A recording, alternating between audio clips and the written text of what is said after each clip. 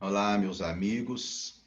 Estaremos dando continuidade ao nosso minicurso de Ética Espírita, o certo e o errado na visão da doutrina espírita. No primeiro encontro, tivemos a oportunidade de examinar o problema do mal. No segundo encontro, conversamos sobre a influência da matéria no comportamento humano. E hoje estaremos examinando com vocês um tema de igual relevância na compreensão do pensamento espírita, que é o bem e o mal na sua diferenciação. Que elementos nós podemos nos valer, proposto pela doutrina espírita, para que nós saibamos que uma atitude é certa e que uma atitude é errada. A ética, como disciplina da filosofia, admite três tipos de ações humanas. Primeiro, as ações eticamente neutras. São aquelas ações que não geram consequências no bem-estar de outras pessoas, que não interferem na qualidade de vida dessas pessoas, não geram consequências moralmente apreciáveis. Saio de minha casa, vou à padaria, compro um pacote de biscoito, pago no caixa, retorno para minha casa. Essa é uma ação eticamente neutra, amoral. Segundo, as ações eticamente não recomendáveis ou condenáveis são as ações humanas que interferem negativamente no bem-estar de outra pessoa, aumentando a sua dor, reduzindo o seu prazer, desrespeitando o seu direito, impedindo a sua livre manifestação, causando a ele qualquer dano, seja físico ou psicológico. Voltando ao exemplo anterior. Vou à padaria, pego o pacote de biscoito e, ao pagar no caixa, recebo um troco maior do que deveria. Eu ignoro o fato e retorno para minha casa como se nada tivesse acontecido. Essa é uma ação eticamente reprovável. E, finalmente, terceiro, as ações eticamente recomendáveis. São as ações humanas que interferem positivamente no bem-estar de outras pessoas, aliviando a sua dor, aumentando o seu prazer, reconhecendo os seus direitos, estimulando-o no desenvolvimento de suas potencialidades, auxiliando-o nas suas dificuldades. Voltando ao exemplo anterior. Saio de minha casa, vou à padaria e, ao pegar o pacote de biscoito, percebo que a mocinha atrás do balcão tem um semblante de tristeza, um olhar molhado indicando que chorou. E eu então pergunto: algum problema? O que está havendo? Posso ajudar? Ela esboça um sorriso de gratidão e diz assim: não, tudo bem, vai melhorar. E eu insisto: conte comigo. Se precisar, conte comigo. E retorno para minha casa. Esta é uma ação eticamente recomendável. Nós podemos deduzir dos três exemplos e dos conceitos apresentados que há uma coisa em particular que se refere a tudo isso que nós mostramos aqui. Que coisa é esta? É aquilo que nós chamamos de bem-estar. As três situações que nós colocamos estão relacionadas com as consequências da nossa ação no bem-estar de outras pessoas. O ato moral, um ato ético, é aquele que interfere no bem-estar do próximo.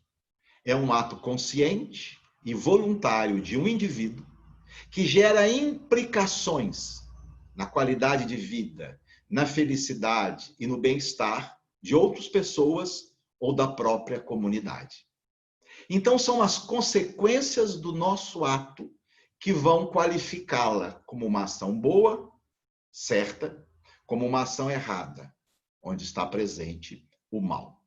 Allan Kardec disse isso nesse item do Livro dos Espíritos. O homem procede bem quando faz tudo pelo bem de todos. O bem, então, segundo a visão espírita, é o bem que nós produzimos. É o que nós geramos e que vai aumentar o bem-estar do outro, qualificando para melhor a sua existência. A partir desse conceito, nós podemos ver algumas coisas que muitas vezes nós consideramos como erradas, mas que não têm valor ético, que não podem ser examinadas a partir do certo e do errado. Pessoas, por exemplo, que gostam de colocar um piercing ou fazer uma tatuagem, não é uma questão moral. Não é uma questão que implica certo ou errado. É apenas uma opção de vida. Nenhum prejuízo essas pessoas trazem ao bem-estar dos outros. Se não traz prejuízo, nem altera o bem-estar alheio, são ações amorais. A gente pode até não achar bonito, problema nosso. O outro não tem nada a ver com isso. Colocar uma maquiagenzinha para disfarçar a feiura. Alguns gostam, outros não. Às vezes achamos que alguém exagerou. Opinião nossa, não é uma questão ética. Ele não está prejudicando ninguém ao pintar o cabelo de vermelho, de roxo, de verde, ou pintar o rosto dessa ou daquela maneira. Não é uma questão ética. Não tem nada a ver com certo e errado. Colocar um botoxzinho, né, para disfarçar uma ou outra ruga que aparece ali. Nenhum problema ético. É uma questão de foro íntimo. Se a pessoa deseja fazer, a quem ela prejudica fazendo isso? A ninguém. Não é uma questão ética. Não tem nada a ver com os conceitos de certo ou errado. Ou permitir que um cirurgião plástico corrija um ou outro detalhe que lhe incomoda. Nada a ver com questões que envolvam o bem ou o mal. É uma questão pessoal, de foro íntimo. Não prejudica ninguém, não altera no bem-estar do outro. Relacionar-se de forma monogâmica, respeitável, com uma pessoa do mesmo sexo. Não é uma questão ética. Esse relacionamento não implica em nenhum dano, em nenhum prejuízo para outras pessoas. Dois adultos conscientes que voluntariamente decidem viver juntos, dois homens ou duas mulheres, às vezes com filhos, fazem algo que é bom para eles e nenhum prejuízo trazem para outras pessoas. Não pode ser qualificado como uma coisa certa ou errada. É uma coisa amoral. Como isso vai ser feito? As consequências disso. Um em relação ao outro. E em relação a terceiros, pode ser catalogado como uma questão moral. Mas o fato em si, não. É necessário, então, que a gente comece a tirar essa ideia de que é isso pecaminoso, como já ouvi até mesmo de espíritas dizerem, homoafetividade não é coisa de Deus. Minha gente, que tolice. É um fenômeno de amor, onde duas pessoas se amam, não há prejuízo de ninguém, ninguém é lesado com isso, portanto, não é uma questão ética. Não é uma questão de certo ou errado. São decisões de foro íntimo, que compete a todos nós respeitarmos. Quando essas primeiras relações se iniciaram, surgiram até mesmo alguns estereótipos que poderiam qualificar eticamente como uma coisa errada. Um dos estereótipos que surgiam dizia assim, mas eles são promíscuos sexualmente. Os homossexuais só pensam em sexo, são viciados em sexo. Uma tolice movida pelo preconceito. Porque meia dúzia de homossexuais demonstram uma sexualidade atormentada, jamais nós podemos generalizar. Mesmo porque toda generalização é preconceituosa em si mesma. E quando eu ouço pessoas dizerem assim, eu fico pensando cá comigo, os heterossexuais é que são padrão de moralidade no sexo. Meus amigos, sejamos lúcidos. Os grandes crimes sexuais, em sua maioria, são causados por heterossexuais. Homicídios passionais, estupro, pedofilia. 70% dos casos de violência sexual são feitos por homens em relação a meninas. Indivíduos que abandonam a família com filhos pequenos para viver uma aventura sexual, em sua maioria, heterossexuais. E os estudos estão mostrando que quando os homossexuais assumem uma relação monogâmica, O seu grau de fidelidade ao parceiro é o mesmo dos heterossexuais em suas relações monogâmicas. Um estudo recente mostrou que homens que vivem juntos, o grau de fidelidade ao parceiro é da ordem de 50%. Grave esse dado. 50% dos homens são fiéis ao seu parceiro. Um estudo efetuado pela professora Carmita Hábito no Brasil, professora de psiquiatria da USP, e por um psiquiatra importante norte-americano, David Buss, mostrou que nos casais heterossexuais, o grau de fidelidade do parceiro à sua parceira é 50%. 50%. Ou seja, os homossexuais são tão fiéis aos seus parceiros como os heterossexuais são fiéis às suas parceiras. Um outro estereótipo que foi criado logo no início dizia assim: esses casamentos não vão dar certo. Os homossexuais são instáveis emocionalmente, nunca conseguirão manter um parceiro. Estavam equivocados aqueles que pensavam assim. Há muitos casais constituídos por 2 homens e 2 mulheres juntos há 20, 25, 30, 60 anos. E, finalmente, um terceiro estereótipo, que foi a adoção de crianças por esses casais. Quando começaram essas adoções, foi um chororô só. As pessoas diziam: coitadinha dessas crianças, o que vai ser desses meninos, pobrezinha dessas meninas. Passaram-se os anos e os estudos mostravam que essas ideias estavam equivocadas. A Sociedade Americana de Pediatria e a Sociedade Americana de Psiquiatria, em editoriais, em suas revistas oficiais, reconheceram. Os estudos mostram que crianças educadas por 2 homens ou por 2 mulheres têm o mesmo desenvolvimento cognitivo, escolar, sexual, emocional e de aprendizado que as crianças criadas por um homem e uma mulher. Mas se essas questões não implicam ao certo e errado, não são questões éticas, muitas outras são. As dependências químicas são questões éticas. Embora alguém possa dizer: não, mas o vício é meu, o problema é meu, eu estou destruindo o meu corpo, eu não causo dano a terceiros. É claro que causa. Nenhum viciado existe sozinho numa ilha deserta. O viciado existe num contexto de família. E como sofrem as pessoas que o amam e convivem com ele. O cultivo de um vício é uma questão ética, porque causa dano aos pais, aos filhos, ao parceiro e à parceira. Outras questões têm valor ético, como o suicídio. Não, mas ele mata a si próprio, o sofrimento que ele traz é para ele, é de responsabilidade dele. É? E como ficam os paizinhos do suicida? E a sua parceira ou seu parceiro, que vão ter que assumir sozinhos os encargos da família, porque ele desertou por covardia? E seus filhos, como ficam, criados sem pais? E quando na escola um coleguinha perguntar: seu pai morreu de quê? Ah, meu pai me matou. São questões que importam ao certo e ao errado, o aborto.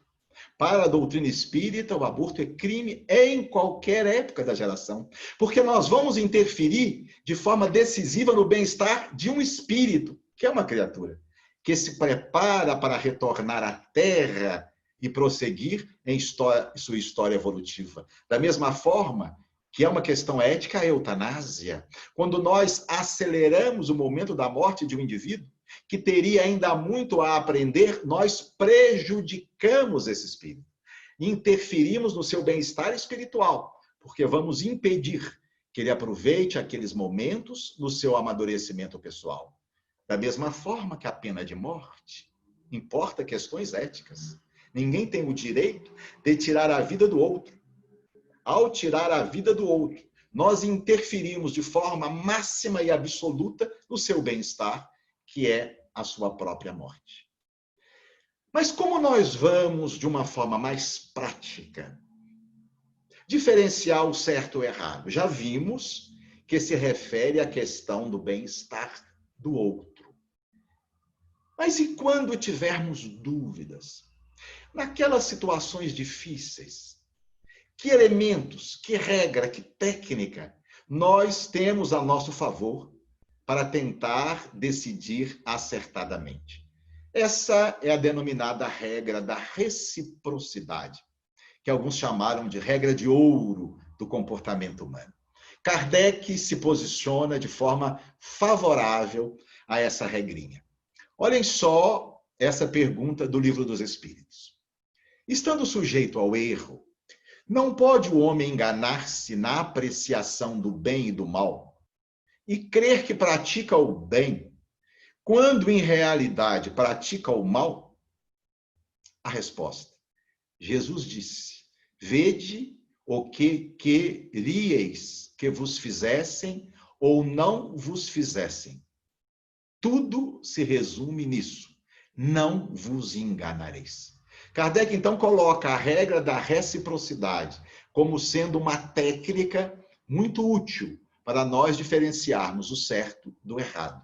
Na verdade, essa ideia precede Jesus de alguns séculos. Acredita-se que o primeiro pensador da humanidade que tenha apresentado essa ideia tenha sido Confúcio, 5 ou 6 séculos antes de Jesus. Nos seus ensinamentos já observava-se essa recomendação. Confúcio dizia aos seus discípulos: coloque-se no lugar do outro. Veja como você se sentiria e age dessa mesma forma. Depois de Confúcio, antes mesmo de Jesus apresentar as suas ideias, um grande pensador judeu, Hilel, também trabalhava dentro desse contexto. Na sua escola rabínica em Jerusalém, ele ensinava isso aos seus discípulos: não faça ao outro aquilo que você não gostaria que lhe fizessem. Em Jesus, essa máxima atingiu a sua plenitude, porque Jesus coloca num tom afirmativo, positivo: faça ao outro aquilo que você gostaria que alguém fizesse a você. Essa máxima, ela é apresentada de uma forma negativa e de uma forma positiva. A sua forma negativa diz assim: jamais faça aos outros aquilo que você não gostaria que lhe fizesse. E na sua forma positiva, faça aos outros aquilo que você gostaria que lhes fizesse. Nas duas formas, nós podemos encontrar elementos que nos auxiliam a diferenciar o certo e o errado. Alguns exemplos para concluir. Eu ficaria feliz se alguém passasse à minha frente na fila sem pedir a minha autorização? Não. Então não farei o mesmo. Me agrada quando alguém me interrompe ao estar falando? É óbvio que não. Então não devo interromper as pessoas quando estão falando. Me incomoda quando uma terceira pessoa se aproxima do meu parceiro ou da minha parceira numa atitude sensualizando aquela relação? Claro, incomoda muito. Então, eu não vou agir assim em relação às outras pessoas. Como eu me sentiria se um objeto que me foi furtado fosse comprado por outra pessoa numa feira livre? Ah, eu ficaria furioso. Então, eu não vou comprar nada sem me certificar de que a sua origem não tenha sido um furto.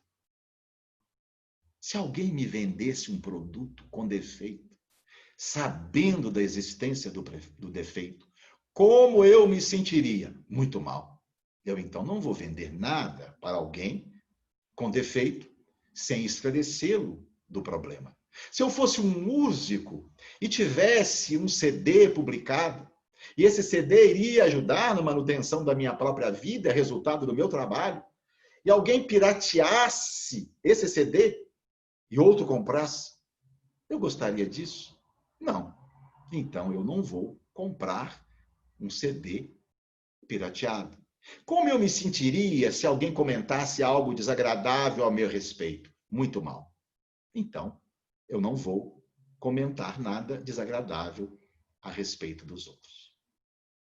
Até breve.